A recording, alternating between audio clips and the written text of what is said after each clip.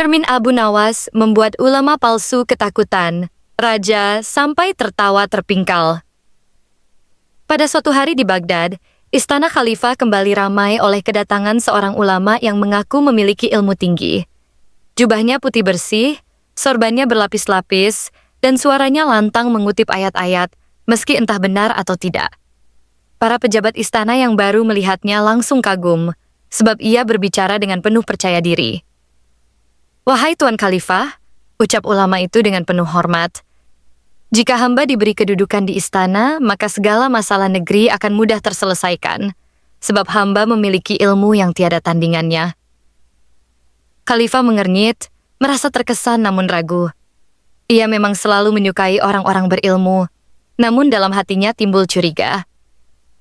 Sebab selama ini, setiap ulama besar datang dengan rendah hati, bukan dengan kata-kata yang membumbung tinggi.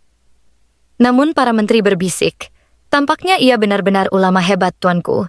Lihatlah penampilannya yang begitu berwibawa." Di luar istana, berita tentang ulama baru ini segera menyebar. Para penduduk kota pun berdatangan ingin menyaksikan kehebatan ulama itu. Ada yang percaya, ada pula yang ragu.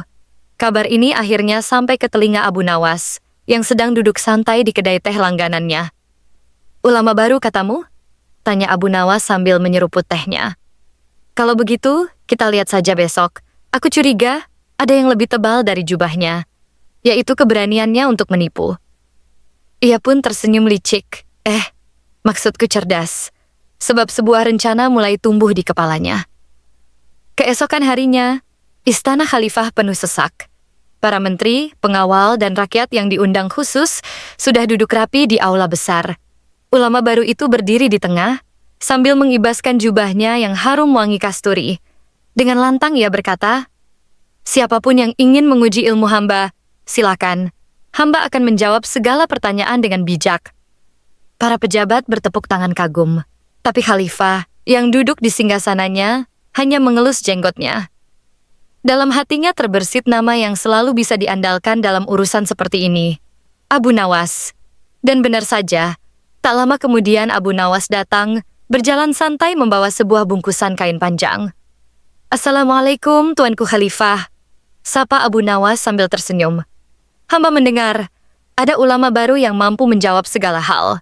Hamba hanya rakyat biasa, tapi jika diperkenankan, hamba ingin menyaksikan kebesaran ilmunya." Ulama itu melirik sinis. "Oh, kau Abu Nawas, si penipu yang sering menghibur istana? Jangan bermimpi bisa mengalahkan ilmuku yang tinggi," katanya dengan nada meremehkan. Abu Nawas hanya tertawa pelan, lalu membuka bungkusan kainnya. Ternyata di dalamnya ada sebuah cermin besar yang berbingkai kayu. Semua yang hadir menatap heran. "Wahai Tuanku Khalifah," kata Abu Nawas, "izinkan hamba menguji ulama ini dengan cara sederhana. Cermin ini akan menunjukkan siapa dia sebenarnya." Ulama itu mendadak tertegun. Matanya berkedip-kedip menatap cermin itu, seolah ada sesuatu yang ditakutkannya. Sementara itu, Khalifah mulai tersenyum tipis, merasa pertunjukan baru saja dimulai. Abu Nawas berdiri di tengah aula istana, sambil mengangkat cermin besar itu. Cahaya matahari dari jendela-jendela tinggi memantul di permukaannya yang mengilap. Semua mata tertuju pada Abu Nawas dan ulama baru yang tampak mulai gelisah. "Wahai Tuan Khalifah," ucap Abu Nawas, "cermin ini bukan sembarang cermin. Siapapun yang berdiri di depannya, wajah aslinya akan tampak jelas, bukan wajah yang dilapisi kesombongan atau kepura-puraan." Seisi aula mendadak hening. Para menteri menelan ludah. Ulama palsu itu mencoba tetap tenang, namun tangannya mulai gemetar. Ia berdiri dengan dada membusung, tapi matanya tak berani menatap cermin itu terlalu lama. "Silakan Tuan Ulama," kata Abu Nawas manis. "Berdirilah di depan cermin ini, agar kami semua melihat kejernihan hati dan keagungan ilmumu." Ulama itu melangkah ragu. Ketika ia berdiri tepat di depan cermin, wajahnya memantul jelas. Namun bagi dirinya sendiri seolah-olah cermin itu menyingkap ketakutan yang ia sembunyikan. Dalam hatinya ia panik. Bagaimana kalau mereka bisa membaca kepura-puraanku? Bagaimana jika aku ketahuan tak bisa apa-apa? Beberapa pejabat mulai berbisik. "Mengapa wajahnya pucat?" tanya seorang menteri. Bukankah seharusnya ia percaya diri? Abu Nawas hanya menatap santai sambil mengelus jenggotnya. Dalam hati ia tahu, rasa takut adalah cermin yang paling jujur.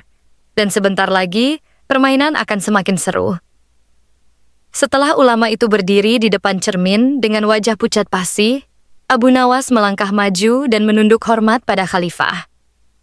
"Tuanku Khalifah," ucapnya, "jika diperkenankan, hamba akan menguji kehebatan ulama ini dengan 3 pertanyaan sederhana.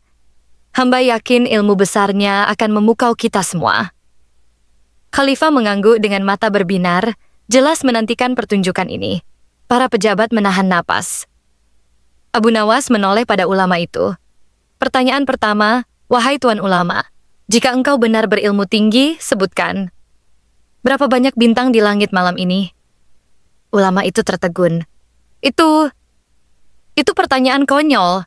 Siapa yang bisa menghitungnya?" "Ah," kata Abu Nawas sambil menatap cermin, "lihatlah wajahnya, tuanku Khalifah. Wajah seorang yang mulai gugup. Seorang ulama sejati biasanya menjawab dengan kebijaksanaan, bukan kemarahan."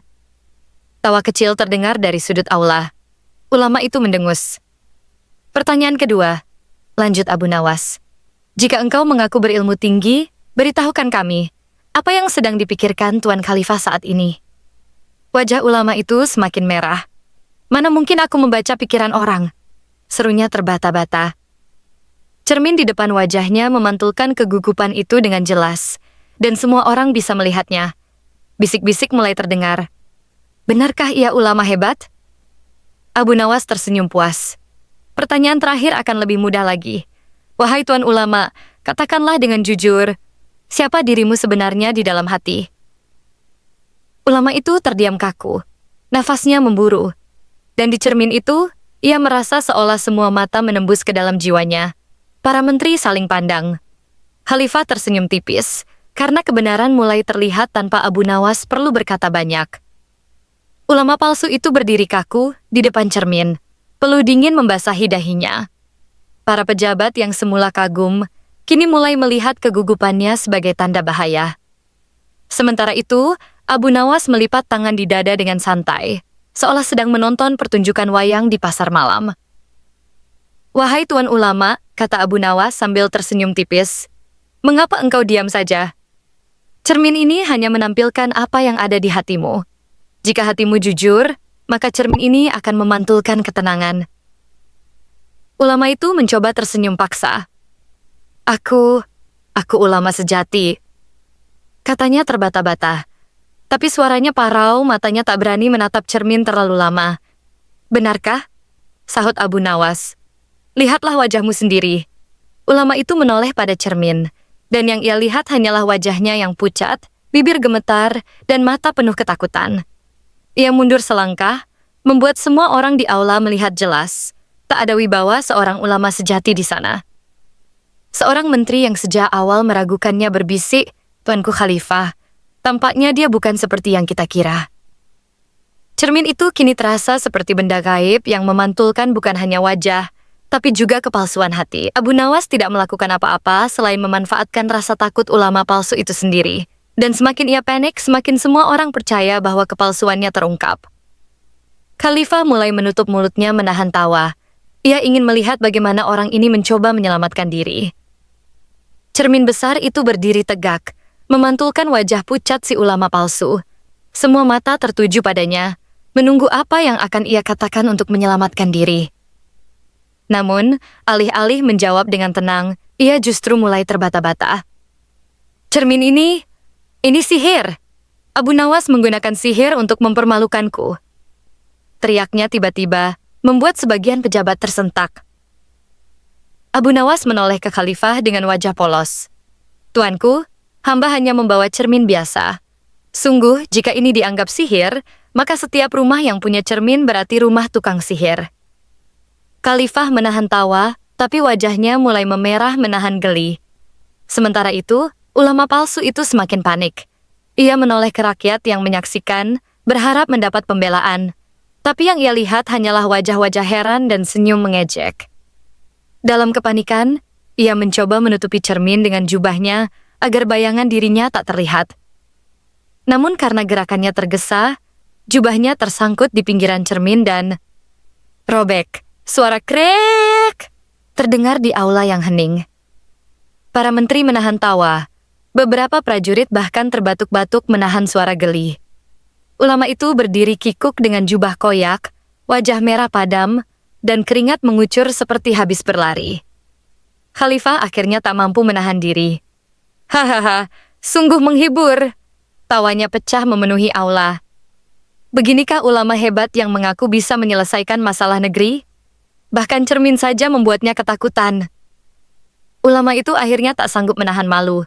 Ia menunduk, lalu berlari keluar dari aula istana dengan jubah compang-camping, disambut gelak tawa seluruh hadirin.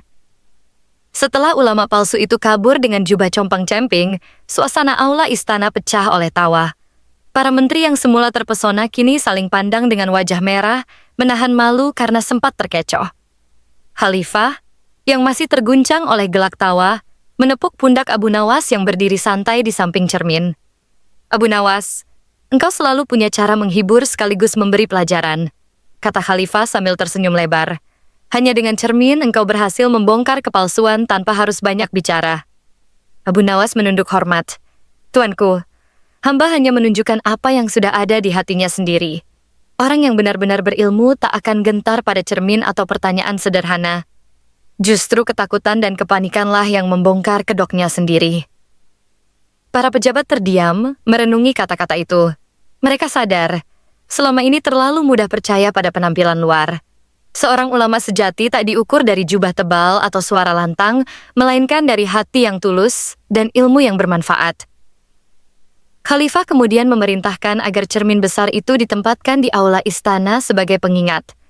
Siapapun yang datang dengan kesombongan, katanya, akan menghadapi dirinya sendiri sebelum menghadapi raja. Abu Nawas tersenyum sambil beranjak pergi. Di ambang pintu ia sempat menoleh dan berkata, ketulusan tak memerlukan hiasan, kesombongan selalu memerlukan topeng, dan topeng apapun akan pecah di hadapan kejujuran. Dan sejak hari itu, tak ada lagi ulama palsu yang berani menipu istana Baghdad.